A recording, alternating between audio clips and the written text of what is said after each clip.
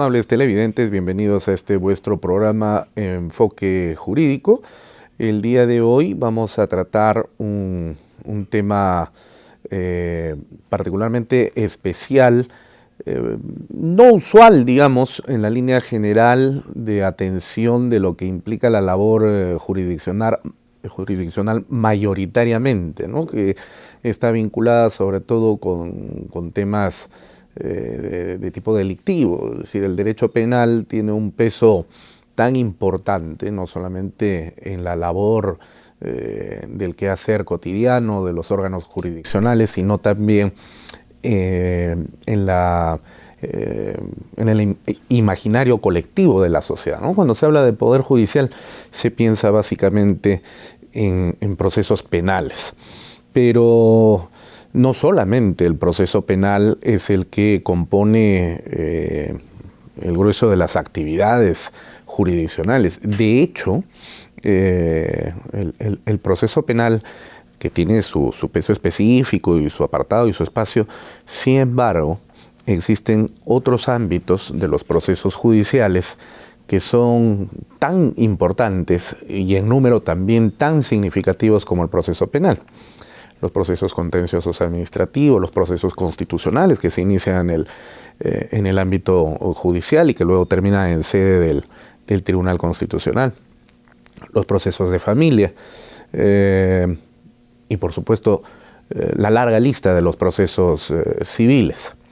Como es de conocimiento general para abogados y magistrados que muy amablemente siempre nos siguen a través de este programa, la gran mayoría de los procesos que comienzan en primeras instancias tienden a culminar no en una instancia, sino más bien en la Corte Suprema de Justicia de la República a través de un recurso extraordinario que es el de casación. Cuando la Corte Suprema empieza a observar la generación de casos muy similares unos con otros, en los cuales se han vertido dialécticamente, por supuesto, fallos a veces contradictorios entre ellos, entonces la Corte Suprema, como uno de sus roles fundamentales de unificación de los criterios de administración de justicia, decide llevar a cabo entonces unos plenos, ¿no? Y precisamente es allí donde surgen los denominados plenos casatorios. En materia civil llegamos a la decena en los últimos años. Y para tratar este tema, que reitero, no es de menor importancia, sino de la mayor que podamos nosotros considerar, se encuentra presente un especialista, que es el doctor Fort Ninamanco Córdoba. Él es profesor de la cuatricentenaria Universidad Nacional Mayor de San Marcos y también de la UPC, de la Universidad Peruana de Ciencias Aplicadas. Por supuesto, docente del ámbito de Derecho Civil y quien además ha participado ya en un pleno nacional en la ciudad de Arequipa hace 4 años atrás, en 2015, fuera del conjunto de actividades académicas en las que destaca él como escritor y redactor permanente de Legisp, conferenciante permanente también dentro y fuera de nuestra ciudad capital. Vamos a saludar entonces la presencia del doctor Ninamanco para comenzar entonces con el programa del día de hoy. Bienvenido, doctor Ninamanco. Sí, efectivamente, doctor Pacheco, muchas gracias por la oportunidad nuevamente. Yo creo que los plenos casatorios civiles, fuera de la función que tienen para unificar la jurisprudencia, tienen otro tipo de funciones que muchas veces no se advierten, ¿no? Disminuir la carga procesal, promover, fortalecer el principio de igualdad en relación a lo que usted decía, ¿no? Que casos iguales se puedan resolver de igual manera, no de forma diversa. Para generar una suerte de predictibilidad de la administración de justicia, ¿no? Exactamente, seguridad, ¿no? Que cuando el litigante, el ciudadano, empiece su proceso, De repente nunca un 100%, ni en ningún país del mundo, pero que haya un pleno casatorio civil que establezca criterios que fijan una línea, ya los ciudadanos que tengan casos parecidos a los de un pleno casatorio civil o vinculados al de un pleno casatorio civil, ya pueden proyectar mejor cómo puede ser la sentencia o la decisión final. Puede haber, como bien dice usted, predictibilidad, seguridad. Cuando no hay un criterio fijo, y eso, insisto, no es un fenómeno peruano, es un fenómeno universal, porque es legítimo que los jueces o los operadores jurídicos discrepen entre sí sobre la interpretación de las leyes, sobre la interpretación de las normas, es normal. Pero la ciudadanía, la población, no puede soportar, digamos, el efecto colateral de esa circunstancia. Entonces, por esa razón, no solo en el Perú, sino a nivel universal, existen estos mecanismos para armonizar, ordenar, unificar los criterios, lo que provoca pues más seguridad, más predictibilidad.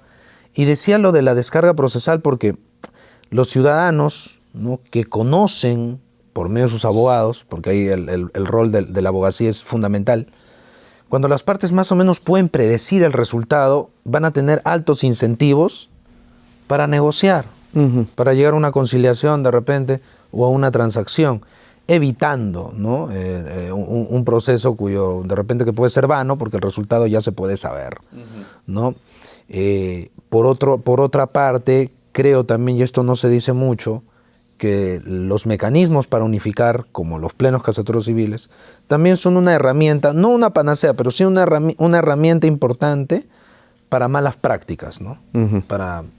Porque si algún mal operador jurídico intenta torcer, digamos, el resultado de un proceso, justamente que exista en esa materia, en ese asunto, un pleno casatorio que establece reglas vinculantes, reglas de obligatorio cumplimiento para los jueces, va a ser como una piedra en el zapato, pienso yo, ¿no?, para estos malos operadores. Sí. Ahora, bueno, este programa no solamente es seguido por personas conocedoras del derecho, es decir, abogados en ejercicio, estudiantes, universitarios de las facultades de Derecho, magistrados, sino también la ciudadanía en general. Y el uso de los conceptos en el ámbito jurídico tiende, en este último caso, precisamente a generar confusiones muchas veces, ¿no? Entonces yo quisiera, doctor, que nos haga una precisión sobre la semejanza, o relación, diferencia o ninguna semejanza existente entre los conceptos de pleno casatorio y jurisprudencia. Sí. A ver, de repente para delimitar mejor la pregunta que usted hace, el pleno casatorio civil es una sentencia, digamos, sentencia de pleno casatorio, digamos, donde la Corte Suprema, cuando conoce un caso, un expediente en trámite, advierte, ¿no? Este es un caso polémico. Este es un caso donde los jueces, yo reitero, legítimamente discrepan entre sí. No legítimamente hay fallos que tienen sentidos diversos para resolver los mismos tipos de casos. Entonces, las salas civiles de la Corte Suprema, o una de las salas civiles que conoce el caso, promueve o convoca, ¿no?, al pleno casatorio. Entonces, el caso en cuestión, el expediente de casación en cuestión ya no lo va a conocer solo una sala civil, sino la fusión, vamos a decirlo así, de las dos salas civiles. Entonces ahí tenemos al órgano jurisdiccional más, cuantitativamente hablando, más grande, ¿no? Pues son 10 magistrados, ¿no?, de ambas salas civiles que tenemos ahora, de la Corte Suprema, que van a conocer el expediente. Entonces, ese pleno casatorio civil no solo va a resolver el recurso de casación, el expediente que esté en trámite, sino que también va a establecer reglas vinculantes, reglas de obligatorio cumplimiento. Para los jueces de todos los niveles inferiores. Para todos los niveles, incluidos, doctor, la propia Corte Suprema. Porque el artículo 400 del Código Procesal Civil, donde está regulada esta figura, dice que las reglas vinculantes de los plenos vinculan a todos los jueces de la República, incluida la propia Corte Suprema, cada sala civil. Claro. Evidentemente la propia ley procesal, el Código Procesal Civil, prevé la posibilidad de que la propia Corte Suprema, el pleno casatorio civil, modifique. Y eso ya ha pasado, ¿no? Por ejemplo, el 9º pleno casatorio civil hizo precisiones, hizo algunos cambios al primer pleno casatorio y al 4º. ¿no? Entonces, esa posibilidad existe. Ahora, vincular esto con jurisprudencia. No, jurisprudencia es una palabra bastante ambigua, tiene varios sentidos, pero si entendemos como jurisprudencia, como una sentencia, como dice el maestro Fixamudio, por ejemplo, jurisprudencia es una sentencia. Definitivamente la sentencia de pleno casatorio civil sería una jurisprudencia. Pero hay jurisprudencia también en otro sentido, que es conjunto de fallos judiciales sobre un mismo tema donde los jueces aplican el mismo criterio. O sea, fallos homogéneos, por decirlo así. Visto así, el pleno casatorio no sería un conjunto de fallos, es solo un fallo, pero promueve jurisprudencia. ¿No? Porque gracias a ese pleno, todos los jueces van a tomarlos como punto de referencia para generar jurisprudencia y haya esa palabrita mágica, ¿no? La predictibilidad. Sí. Ahora, en el mecanismo de operación de un pleno casatorio, no solamente participan los magistrados supremos, sino que es posible admitir la participación de amicus curiae, ¿verdad? Es decir, expositores que son especialistas en la materia y que presentan argumentos y consideraciones que ilustran a los jueces supremos para tomar una decisión sobre el particular, ¿verdad? Sí, así es. A diferencia de cualquier otro caso en el que simplemente llega la casación y, bueno, se da el procedimiento que establece el código y en el que no participa nadie, ¿no? Exacto. Salvo los abogados de las partes, digamos, ¿no? Claro, el pleno casatorio civil desde el tercero, porque esta figura no se empleó ni en el primer pleno ni en el segundo, sino a partir del tercero, luego de la reforma que experimentó la casación el año 2009, porque antes en el primer y segundo pleno casatorio solo participaban, en la versión original del artículo 400 del Código Procesal Civil, participaban magistrados supremos titulares nada más. Ahora, privilegiando la especialidad, participan solamente los jueces de las salas civiles. Y por la trascendencia que tiene para todos los órganos jurisdiccionales de la República y para la ciudadanía en general, es que a partir del tercer pleno casatorio se ha tenido a bien, ¿no?, una posición saludable, que se invita, pues, efectivamente, como usted ha recordado, a un grupo de profesores, a un grupo de docentes que hayan investigado, que tengan cierta experiencia en la materia, para escuchar sus opiniones. Yo aquí quería hacer una precisión muy puntual.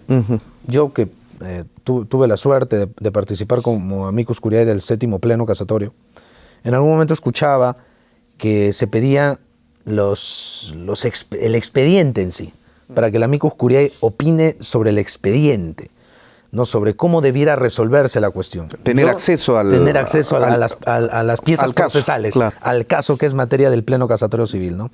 Yo discrepo un poco de ese punto. Si bien no hay una regulación específica de cuál es la función del amicus curiae, pero creo que en el fondo el amicus curiae va un poco a darle insumos a la judicatura, insumos doctrinarios, claro, insumos netamente académicos. No fácticos. No fácticos, ¿no? Entonces quien decide y cómo decide es finalmente la judicatura, la magistratura.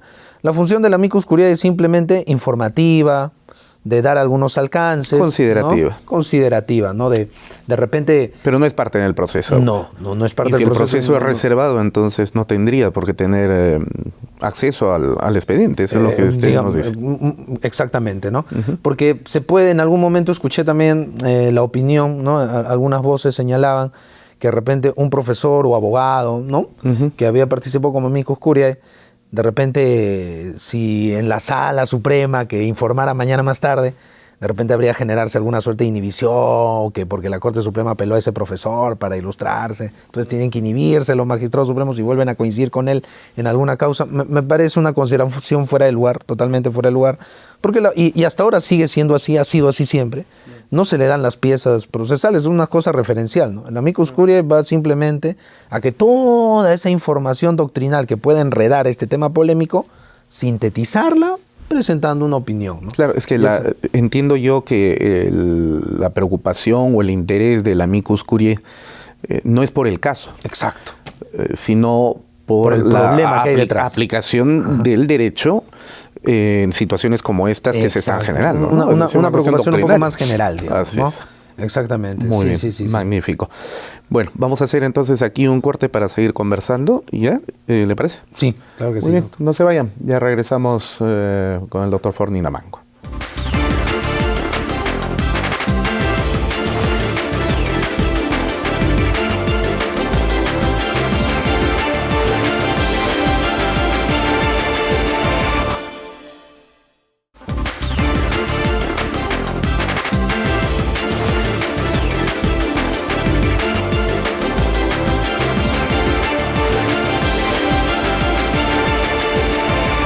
Segundo bloque del programa, enfoque jurídico. Estamos conversando sobre los plenos casatorios en materia civil con el doctor Ford Ninamanco, profesor y especialista en Derecho Civil. Doctor, había manifestado usted que una de las características de los plenos casatorios es establecer algunas reglas de naturaleza vinculante, ¿no?, que obligan a los jueces de cualquier instancia, exacto, tanto de inferior jerarquía como los propios jueces de la Corte Suprema. Exactamente. Ahora, este es el resultado de una práctica impropia del derecho germano-románico, del cual nosotros somos tributarios mayoritariamente, ¿no? Porque vincular a un juez con una forma especial de resolución de un caso a nivel de la Corte Suprema es más bien una práctica propia del common law, es decir, del sistema anglosajón. Algunas personas que, digamos, con una mirada muy superficial y general, que usted nos va a aclarar ahora a continuación, señalan que esto estaría violando la autonomía del juez, porque por mandato constitucional el juez solamente se debe a la Constitución y a la ley. Así es. La jurisprudencia no es ley. Es una fuente formal del derecho, pero por sobre encima de la jurisprudencia se encuentra la ley. Entonces, ¿cómo es esto? ¿O cómo se puede entender esta mixtura en el derecho peruano, en el que mientras la Constitución señala una cosa, en la práctica se hace otra, ¿no? Porque se obliga al juez, y el juez que no aplica estas disposiciones de carácter vinculante, luego es procesado por el órgano de control, ¿no? Entonces, ¿cómo resolvemos esta paradoja? Sí. Yo creo que las tesis que postulan que los plenos casatorios civiles o estos mecanismos, ¿no?, de armonización forzosos, digamos, vinculantes, obligatorios, sean inconstitucionales, yo creo que no. No hay principio, doctor Pacheco, absoluto. Yo siempre, cada vez que se toca ese tema muy importante de la constitucionalidad de estos mecanismos, yo siempre digo lo siguiente, ¿no? La vida tiene límites. Existe la pena de muerte en algunos casos, o el aborto terapéutico, ¿no? La libertad tiene límites. Entonces, si cosas tan sagradas, tan importantes, ¿no?, como la vida, la libertad, pensemos en la figura de la prisión preventiva, ¿no?, del derecho procesal penal, tienen límites tan fuertes para ciertas situaciones, evidentemente la independencia jurisdiccional, con todo el peso que pueda tener y relevancia sin duda, no está pues por encima de la vida o de la libertad de las personas, viéndolo como un bien jurídico constitucional, digamos, ¿no? Entonces, si estos bienes jurídicos tan importantes tienen límites, evidentemente la independencia jurisdiccional también tiene que tener límites. Límites en este caso inspirados o fundados en la necesidad de predictibilidad y seguridad. Y si bien es cierto, la idea de vinculación o este tipo de restricción no aparece explícitamente en la Constitución, yo mencionaría dos cosas. El artículo 2 de la Constitución es abierto. Los ciudadanos peruanos tenemos derecho a seguridad. Podríamos invocar el artículo 2. Y también, si bien es verdad, la figura de pleno casatorio o pleno jurisdiccional no aparece expresa en la Constitución, pero sí aparece expresa en la Constitución la figura de la casación. ¿No? Y la casación implica la función de unificación o uniformización. O sea, sí hay base constitucional también, no solo legal, no solo la idea de que todo principio tiene límites. A ver, pero perdóname, yo me voy a poner en la condición de abogado del diablo terco, ¿no? pero bajo esa consideración también hay base constitucional para la pena de muerte, pues porque el artículo 140 de la Constitución habla de la pena de muerte. Claro que no se aplica porque no existe ninguna pena que esté sancionada en el Código Penal con la pena de muerte, pero digamos, la Constitución tampoco es, desde el punto de vista formal por la escritura, digamos, el vehículo solvente que garantice la resolución de contradicciones de esta naturaleza. Yo quisiera que podamos encontrar más bien un referente racional, no literal, sino más bien de fondo, ¿no? Substancial, que nos permita entender que no hay contradicción entre este mandato constitucional que señala que el juez es autónomo y solo se debe a la Constitución y a la ley, ¿no es cierto? Sino que también está obligado a la aplicación de criterios de naturaleza jurisprudencial establecidos por los plenos casatorios, ¿no? Porque, digamos, yo estoy de acuerdo con el hecho de que efectivamente la casación tiende, entre otras cosas varias, a unificar la correcta aplicación del derecho. Y eso está muy bien porque uno a veces encuentra casos muy similares y a veces hasta absolutamente idénticos y con resoluciones totalmente opuestas, ¿no? O sea, a mí me ha pasado, por ejemplo, hace muchos años atrás, como abogado en ejercicio, cuando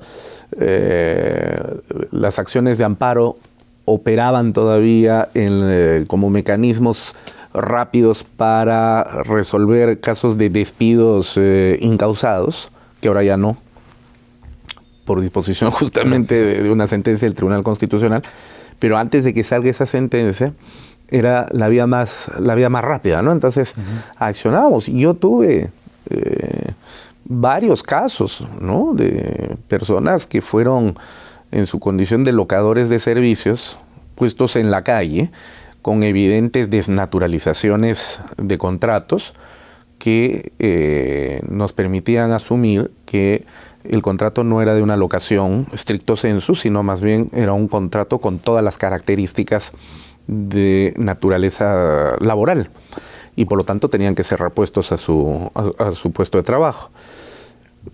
Imagínense, si he tenido yo 20 y tantos casos de esa naturaleza, estoy hablando hace 15 años atrás, poco más o menos.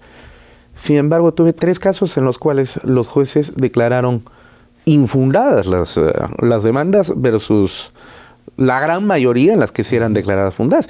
Lo curioso del asunto era que luego interponíamos el recurso de apelación que se iba a otra sala. Y la sala confirmaba la sentencia. Hemos tenido que ir hasta el Tribunal Constitucional que nos dio la razón. Y justamente ahí fue donde el tribunal se dio cuenta que las acciones de amparo se estaban utilizando de esta manera y entonces dijo, no, ya acá le ponemos un coto, ¿no? Entonces, y estas personas que tuvieron que esperar tanto tiempo para ser repuestas en sus puestos de trabajo, que dicho sea de paso ya habían encontrado otros trabajos porque ya había pasado pues un tiempo considerable y la gente no se puede quedar sin trabajar, porque como decía San Pablo, y esto no lo hacía comunista, el que no trabaja, que no coma, ¿no? Pero sin embargo quedaba el sinsabor, pues ¿cómo es posible? Es el mismo caso, todos hemos sido despedidos exactamente de la misma manera, hemos trabajado en las mismas condiciones y estas personas, la gran mayoría fue repuesta y nosotros tuvimos la desgracia de que cuando entró la demanda en mesa de partes en un sistema aleatorio, ingresó a este despacho de un juez no pro operario, sino pro empresario, pro empleador, pro patronal, ¿no? Y nos fundió. Entonces, ¿cómo es eso? O sea, la ley no es igual para todos. Entonces, yo estoy de acuerdo con que la casación efectivamente tiene esa misión, pero de ahí a dar un salto cualitativo para decir que los jueces quedan obligados a aplicar lo que se ha dicho en esa casación, ¿cómo lo compatibilizo? ¿No? y reitero, en un sentido pues de fondo, con esa disposición constitucional ya alegada varias veces, según la cual el juez está sometido solo a la Constitución y a la ley, más no hacia la jurisprudencia. Es que, a ver, yo creo, por un lado tenemos la propia igualdad, ¿no? Que se apliquen criterios dispares para la solución de los mismos tipos de casos, ya se está violando la Constitución en la aplicación del principio de igualdad, en la igualdad en la aplicación de la ley, ¿no? Eso por un lado. Por otro lado, de repente, la independencia jurisdiccional en sí misma tiene sus límites y por otro lado, doctor, ¿no? Colegas, estudiantes que nos escuchan, tampoco esta obligatoriedad hay que entenderla en un sentido absoluto, porque el juez puede también interpretar las mismas reglas vinculantes puede apartarse de los plenos casatorios. Y sí, también puede apartarse. Siempre y cuando motive adecuadamente. Entonces no es una restricción total, es una limitación, no total. Una limitación, digámoslo así, parcial nada más, ¿no? Para lograr un mejor cultivo, digamos, de la igualdad, que es otro principio pues, fundamental de un Estado democrático, de un Estado de derecho, ¿no? Entonces yo creo que por ahí va el sustento constitucional, ¿no? Y sobre todo no olvidar de que el juez puede apartarse. Pero ahí yo muy rápidamente quería apuntar lo siguiente. Hay un problema, ¿no? Y por eso saludo, doctor, nuevamente la oportunidad. Hay un problema que tienen los plenos casatorios, ¿no? Que es una labor que es, de repente a los jueces supremos les toma mucho trabajo hacerlo, es complicado, ¿no? Pero hay un esfuerzo detrás de la realización de un pleno, pero a veces faltan las tribunas para difundirlos. Faltan las publicaciones, los trabajos para que la ciudadanía o los operadores jurídicos los conozcan. Entonces ahí surge la figura de lo que yo llamo dos tipos de apartamiento de los plenos casatorios. En lo que denomino apartamiento consciente y apartamiento inconsciente. ¿Cómo es eso? El inconsciente es cuando hay un caso donde se aplicaría el pleno casatorio civil, cualquiera de los plenos casatorios civiles publicados ya, ¿no? El abogado de la parte demandante no lo tiene en cuenta, lo desconoce, hace su demanda, el juez en un primer momento admite la demanda, en la contestación tampoco se habla del pleno, nadie habla del pleno, de repente el juez no se ha nutrido mucho del pleno, no lo aplica y el pleno casatorio ha estado ahí como invisible y inconscientemente, digamos, no se ha aplicado. ¿Eso es un problema de falta de difusión o problema de personas que no se dedican a trabajar como deben trabajar? También eso. De repente fundamentalmente eso. Ese es un problema, ¿no? Porque el potencial unificador se pierde, desgraciadamente, por esta situación. Y sí. También hay un tema ahí de responsabilidad de las facultades, de los propios abogados, ¿no? Pero creo yo, doctor, y los ciudadanos, ¿no? Los compatriotas que nos escuchan, ajenos al derecho, tienen que saber que a veces mala práctica, no de la judicatura, ¿no? O del Ministerio Público, bueno, que no entra mucho en estos temas, sino de algunos malos abogados que no le informan a su cliente de que de repente en el tema que usted tiene se aplica un pleno casatorio y de repente en un sentido que le es adverso. Claro. ¿Para qué vamos a juicio si vamos a perder? Exacto. Va a ser pérdida de tiempo, pérdida de dinero, pérdida de aranceles, en fin. Entonces creo que el ciudadano tiene que preocuparse por esto también, el litigante. ¿No será aplicable un pleno casatorio a mi caso? Tendría que hacerse esa pregunta para empezar, antes de litigar o continuar el litigio que tiene. Porque muchas veces, insisto, ¿no? Malos abogados que por quedarse con honorarios de forma indebida, inmoral, no le informan a su cliente o a su patrocinado de que hay un pleno casatorio aplicable. Bueno, Luis Pázara decía que ese tipo de abogados son fundamentalmente, no quiero generalizar, ¿no? Pero así lo decía el profesor Pázara, que provienen justamente de ese sistema de la educación a distancia, ¿no? Una pésima educación, ¿no? Sí. Pésima educación, ¿no? Lamentablemente.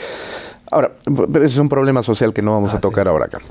Ahora, ¿cuántos plenos casatorios conoce la historia republicana del Perú en materia civil? Sí. Bueno, la figura de los plenos casatorios civiles bajo el esquema que hemos explicado, por primera vez, 1993, con la dación del actual Código Procesal Civil. Sin embargo, que se tuvo que esperar varios años, casi 14 años, para que el año 2007 se convocara por vez primera al primer pleno casatorio civil. Esto por razones de la dictadura que se vivía en aquella época probablemente, ¿no? La intervención del Poder Judicial a través de la Comisión podría decirse, ¿no? Que sería, digamos, la razón, porque regresando al anterior, ¿no?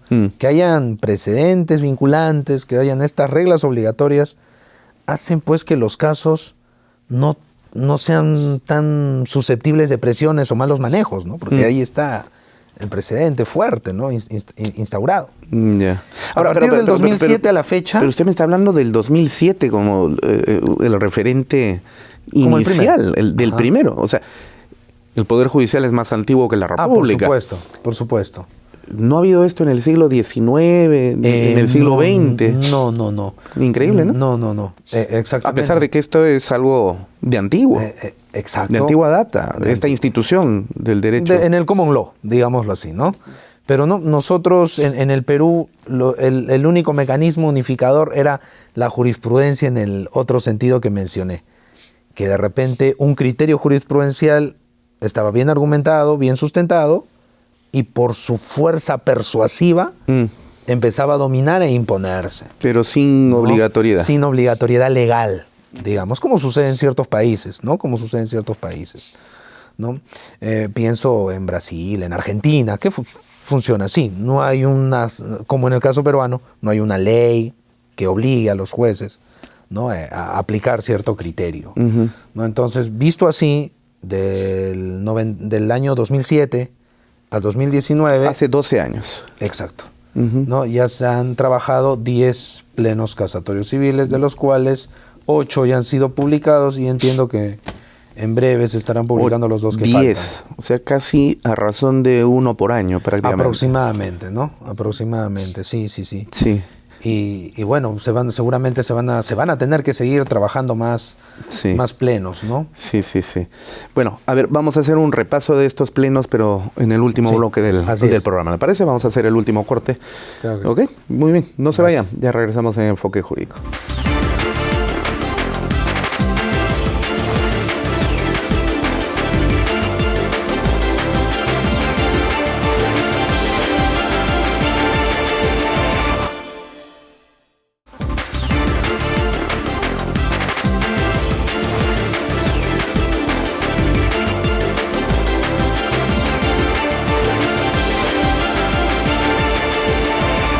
Bienvenidos al tercer y último bloque del programa.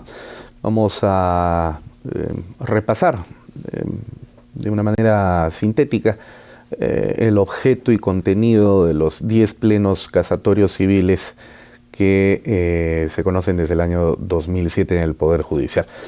A ver, comencemos con el primero. ¿De qué trató este pleno casatorio? ¿Cuál fue el objetivo y su razón de ser? Sí, lo central a nivel de reglas vinculantes del primer pleno casatorio es que la transacción extrajudicial puede oponerse como una excepción procesal perentoria que impide reabrir, digámoslo así, el conflicto, abrir un proceso sobre el asunto que ha sido materia de la transacción extrajudicial.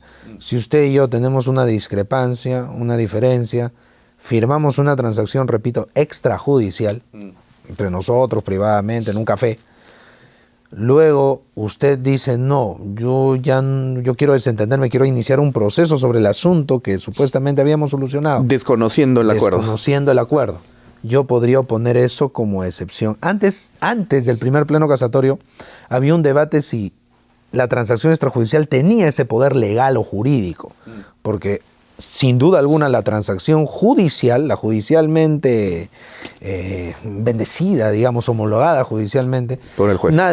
Por el juez. Nadie la cuestionaba. Nadie la cuestionaba. O sea. Pero la extrajudicial como que había algún debate ahí. Entonces el primer pleno casatorio zanjó y determinó que la transacción extrajudicial sí podía hacerse valer Pero, como a ver, excepción. pero ¿habrá algún requisito de formalidad para que tenga valor y vigencia? O porque, digamos, imagínese que nos vamos poniéndonos en el peor de los casos, a almorzar para solucionar nuestros problemas y nos empezamos a tomar unas cervezas y entonces pedimos una hoja de papel que nos la arrancan y escribimos, ¿no?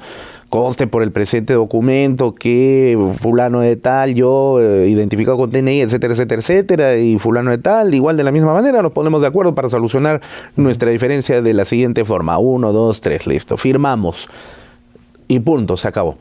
Ese documento basta y vale tal como está, o hay que llevarlo a un notario para que legalice las firmas y solo así podría tener el valor que exige ese pleno. Ahí habría que tener en cuenta dos cosas. Uno, ese acuerdo tiene que contener, entre otras cosas, que sea por escrito. No es necesario en un notario, pero sí tiene que ser por escrito. No puede haber una transacción verbal por más que esté grabada en un teléfono. Eso no. Tiene que ser por escrito necesariamente. Si alguien transara en un audio y graba, eso no vale.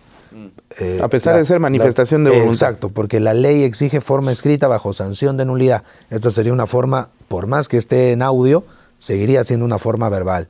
O sea, como un logo en parte nada más, ¿no? Porque en Inglaterra una conversación, si nos damos un apretón de mano, vale. Exactamente. U otro tipo de contratos también en el Perú, ¿no? Una compra-venta podría ser verbal. Pero la transacción, el Código Civil le exige esa formalidad escrita. Bueno.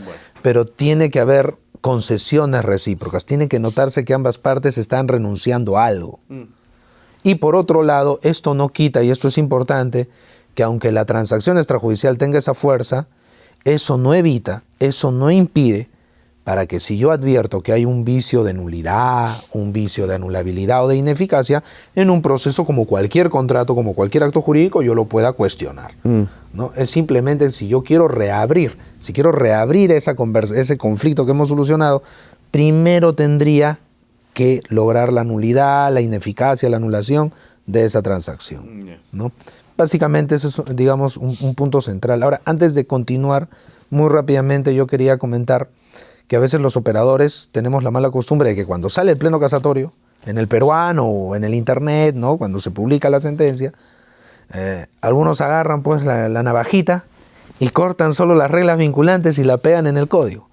No hay que obviar que la sentencia pleno casatorio civil es una sentencia, es un documento orgánico. Las reglas vinculantes que establece se deben entender a la luz de sus considerandos, de sus ideas. Como toda decisión, el pleno casatorio civil tiene obiter dicta y ratio decidendi. Y la ratio decidendi definitivamente, estoy convencido de eso, de que la ratio decidendi tienen la misma fuerza que las reglas vinculantes. Podríamos decir que la ratio decidendi es una suerte de reglas vinculantes tácitas o implícitas, ¿no? De hecho, el 9º pleno casatorio civil, en una de sus reglas vinculantes, modifica, no una regla vinculante del primer pleno, modifica un considerando, una ratio decidendi. Con eso ya prácticamente nos están dando el mensaje de que sí, la ratio decidendi también tienen esa fuerza vinculante. Es que esa es precisamente la parte a la que podemos considerar como el contenido racional de la decisión, ¿no? Exactamente, ¿no? Entonces es indispensable que cuando nos aproximamos a un pleno casatorio civil o a una sentencia de pleno casatorio civil, estudiantes de derecho, abogados, ¿no?, tendrían que leerla íntegramente. No podemos cometer el error de solo centrarnos en la regla vinculante como si fuera una cosa muy aparte de todo el sustento, ¿no? Así como cuando hay personas que le empiezan a leer la Biblia y solamente leen ese pedacito que le conviene, ¿no? Tal cual. Bueno, segundo pleno casatorio. El segundo pleno casatorio nos indica en sus reglas vinculantes que cuando hay coposesión, cuando varias personas están poseyendo por igual, digamos, una determinada área, no se han repartido físicamente el área, no. Todos poseen de la misma forma, lo que el pleno casatorio llama posesión homogénea. Todos estos coposeedores se pueden reunir, juntar, digamos, organizar y pedirle a un juez en una demanda de prescripción adquisitiva de dominio que los declare copropietarios. O sea que la coposesión puede dar lugar a la copropiedad. Para algunos han cuestionado, han dicho que ese era un tema muy claro, yo sí discrepo. De hecho, en ese caso que viene de Lambayeque, hubo discrepancia a nivel judicial para resolver ese caso. El Código Civil habla de la prescripción adquisitiva de la propiedad, del dominio, pero expresamente no habla de la copropiedad. De hecho, el Código Civil habla de la prescripción adquisitiva de la propiedad y de la servidumbre, pero de la copropiedad como institución aparte no dice nada concreto. Entonces el Pleno Casatorio dictaminó, estableció de que, bueno, a partir de la fecha, ¿no? Cuando sí puede un juez declarar la copropiedad, si es que los coposeedores, insisto, que no pueden ser que se han separado, se han dividido físicamente, porque si hubiera habido una división física del predio que quieren prescribir, cada coposeedor, entre comillas coposeedor, tendría que iniciar cada uno por el área que ha estado poseyendo su propia demanda de prescripción adquisitiva. Pero si, digamos, ¿no?, las personas que estamos aquí poseemos por igual el mismo ambiente, sin divisiones físicas, lo compartimos como familia, podríamos lograr la copropiedad. ¿Y el juez ya hace la división? No, como nos declaran copropietarios, ¿no?, cada uno tendrá, el porcentaje se entiende por igual, ¿no?, una alícuota ideal. Ya será decisión de nosotros en su momento si queremos dividir.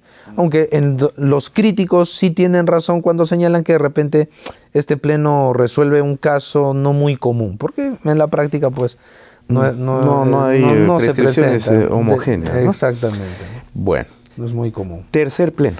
El tercer pleno toca un tema de derecho de familia, ¿no? Se centra sobre el 345A del Código Civil.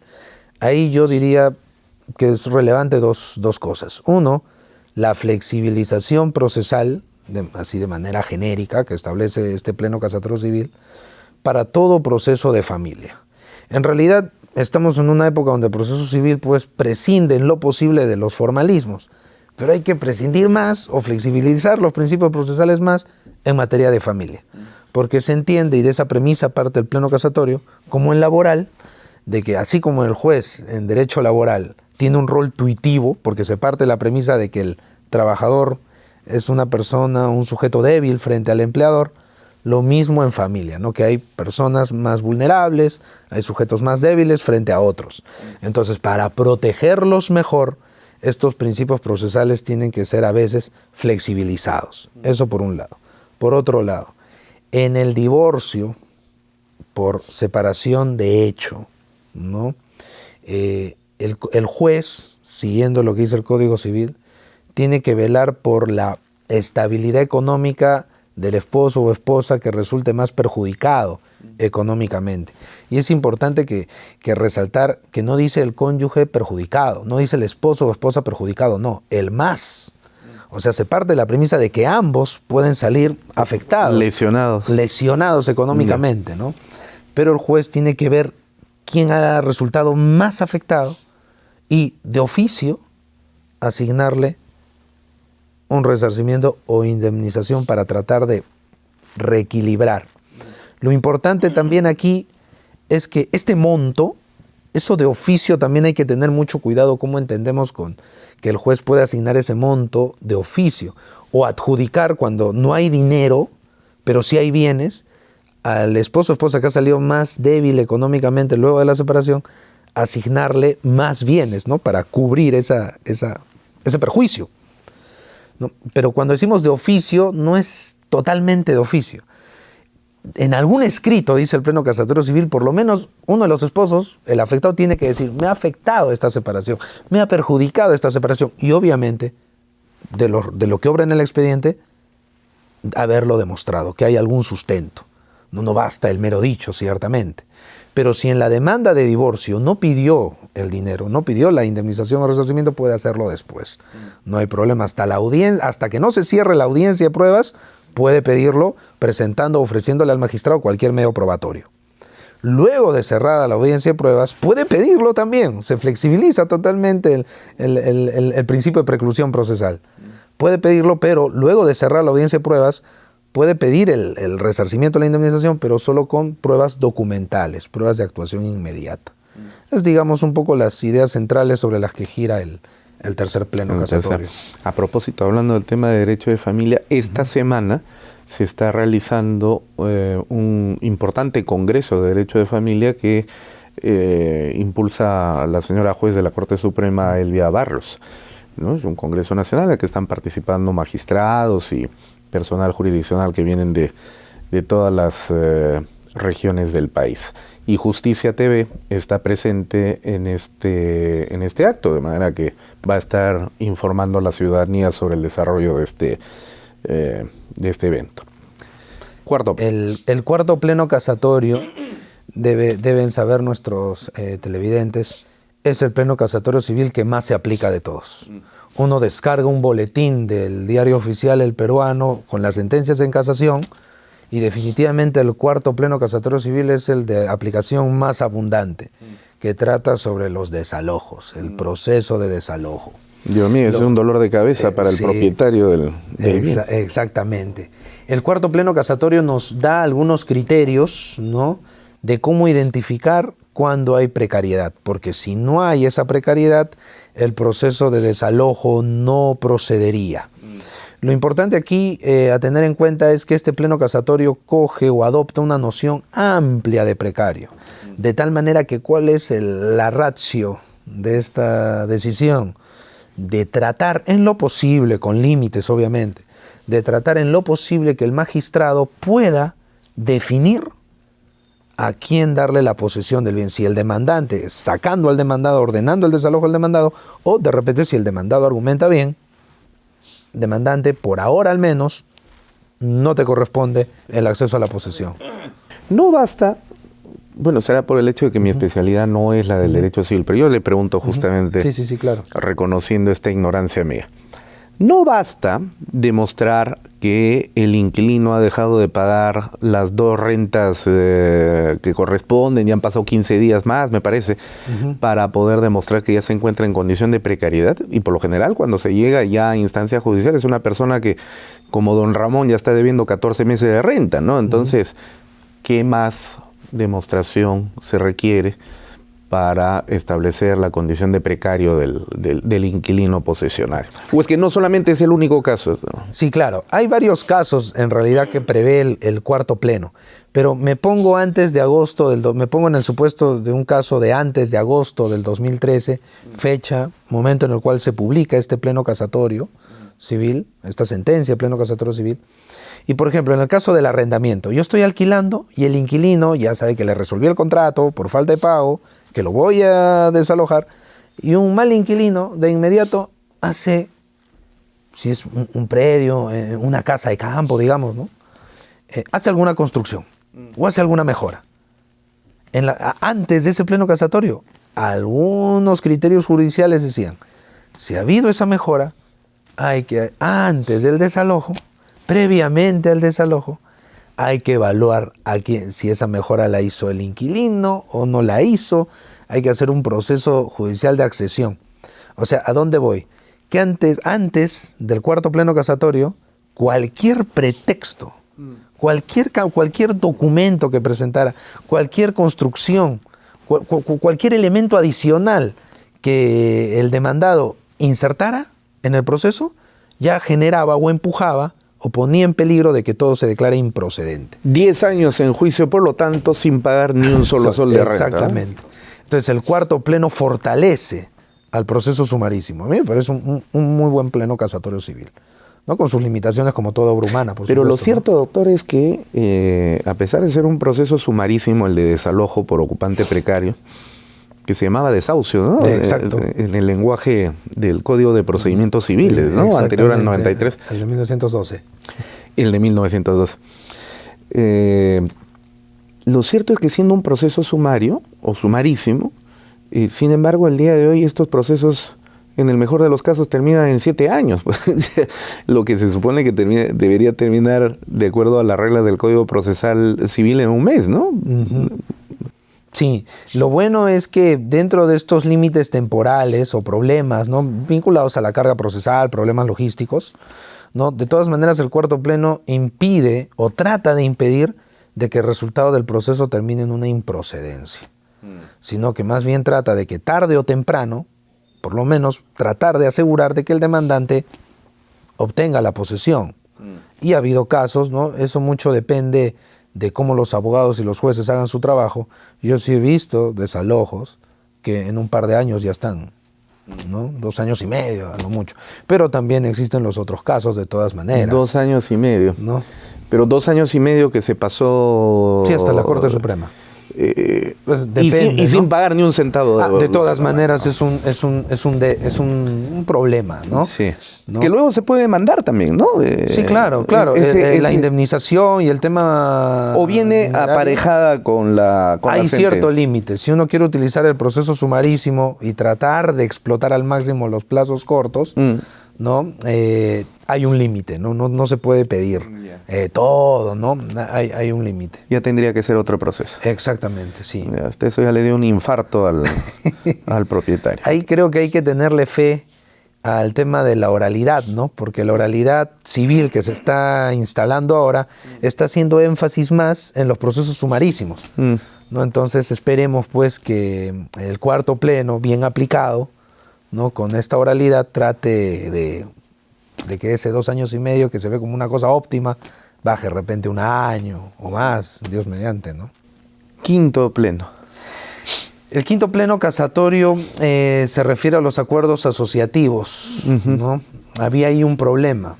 El artículo 92 del Código Civil establece que para cuestionar o impugnar un acuerdo asociativo tengo un plazo de 30 días después de la inscripción, si es un acuerdo inscribible, o de 60 días después del acuerdo, de tomado el acuerdo asociativo, si es que no es un acuerdo inscribible en el registro público, me refiero. Entonces, ¿qué sucedía? Muchas veces los peruanos, pues, ¿no? Dejamos las cosas para última hora. Y esos plazos, pues, no son extensos, sino todo lo contrario, ¿no? Son relativamente breves o cortos.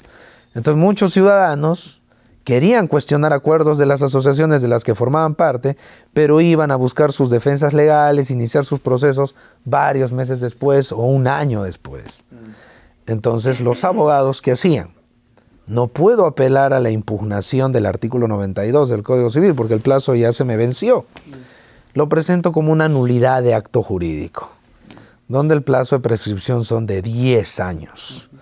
Entonces, algunos decían, pues caramba, si no entra por la puerta, entrará por la ventana, ¿no? Y ahí, una vez más, se advertían criterios diferentes. Algunos jueces permitían, otros jueces decían no. Hay una regla especial que es del artículo 92, tú no puedes ahí cuestionar fuera de esos plazos.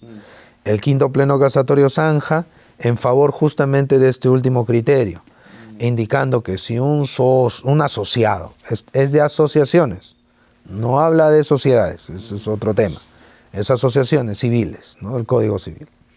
Si alguien quiere cuestionar esos acuerdos después de los plazos del artículo 92, ya no va a poder. Pero yo haría una tingencia, dos datos importantes que creo que al público que nos escucha le pueden interesar. Uno se puede preocupar si es miembro de una asociación, caramba, pero el plazo es muy corto. Si yo estoy en una asociación, como tiene que ser, debidamente inscrita, yo tengo que apelar a la alerta registral para que me avise de cualquier cosa nueva que pueda haber en la asociación. Y por otro lado, si el acuerdo no es inscribible y si yo no me entero, ese plazo de 60 días necesariamente se tiene que contar desde que el afectado o perjudicado conoce. Porque si no tiene conocimiento, pues es impensable que se considere que el cómputo del plazo va a avanzar. No creo que esos 2 puntos son importantes a tener en cuenta en relación a este pleno casatorio.